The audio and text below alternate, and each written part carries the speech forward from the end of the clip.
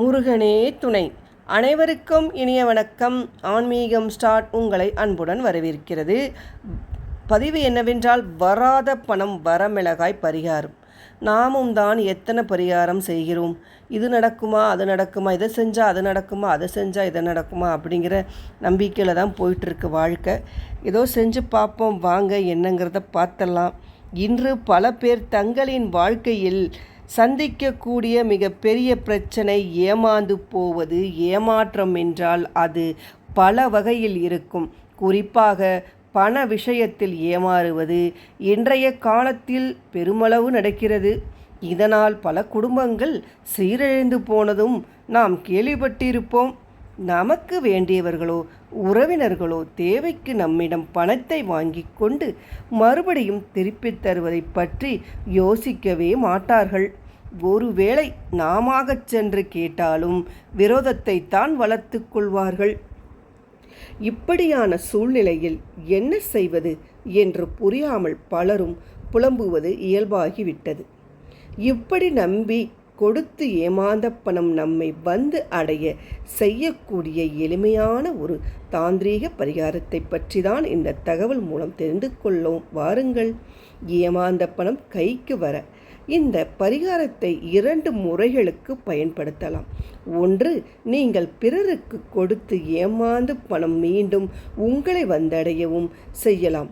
ஒருவேளை நீங்கள் வேறு ஏதேனும் வேலை செய்து உங்களுக்கு வரவேண்டிய பணம் நிலுவையில் இருக்கும், வெகு நாளாக தராமல் இழுத்தடித்து கொண்டே இருப்பார்கள், அந்த பணம் வரவும் செய்யலாம். சிலர் தேவைக்கு பணத்தை ஒரு சில இடங்களில் எதிர்பார்த்து கொண்டிருப்பார்கள். அப்படியான இடத்தில் இருந்து பணம் உங்களுக்கு விரைவில் கிடைக்கும். இந்த பரிகாரத்தை செய்யலாம். இந்த பரிகாரத்தை செய்ய நாள் கிழமை எதுவும் பார்க்க தேவையில்லை. ஏனெனில் இது ஒரு தாந்திரீக பரிகாரம்தான். இதில் எந்த தெய்வ வழிபாடும் இதில் கிடையாது. ஆகையால் உங்களுக்கு உகந்த ஒரு நாளில் இந்த பரிகாரத்தை செய்து கொள்ளுங்கள். இந்த பரிகாரம் செய்ய ஏதாவது ஒரு ரூபாய் நோட்டு எடுத்து கொள்ளுங்கள்.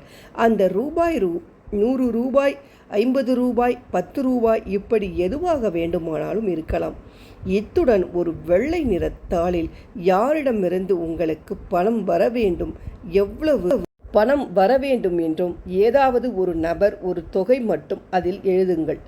இப்பொழுது ரூபாய் நோட்டு, அதன் மீது நீங்கள் எழுதிய வெள்ளை நிறத்தால் அதன் மீது ஒரு வரமிளகாய் காம்புடன் அப்படியே வைக்க வேண்டும். 3ஐயும் ஒன்றாக சுருட்டி ரப்பர் பேண்ட் போட்டு பூஜை அறையில் வைத்து விடுங்கள். பூஜை செய்யும் போதெல்லாம் இதை கையில் வைத்து அந்த பணம் வரவேண்டும் என்று மனதார பிரார்த்தனை செய்து கொள்ளுங்கள். இந்த பரிகாரம் செய்த சில நாட்களுக்கு உள்ளாகவே உங்களுக்கு வரக்கூடிய பணம் வந்துவிடும் என்று சொல்லப்பட்டு உள்ளது. இந்த பணம் உங்கள் கைக்கு வந்த பிறகு காய்ந்த மிளகாய், அந்த வெள்ளை நிற தாளை வீட்டிற்கு வெளியே கொண்டு எரித்து விடுங்கள். அந்த நோட்டை ஏதேனும் தர்ம காரியத்திற்கு பயன்படுத்துங்கள். சொந்த செலவிற்கு பயன்படுத்தக்கூடாது.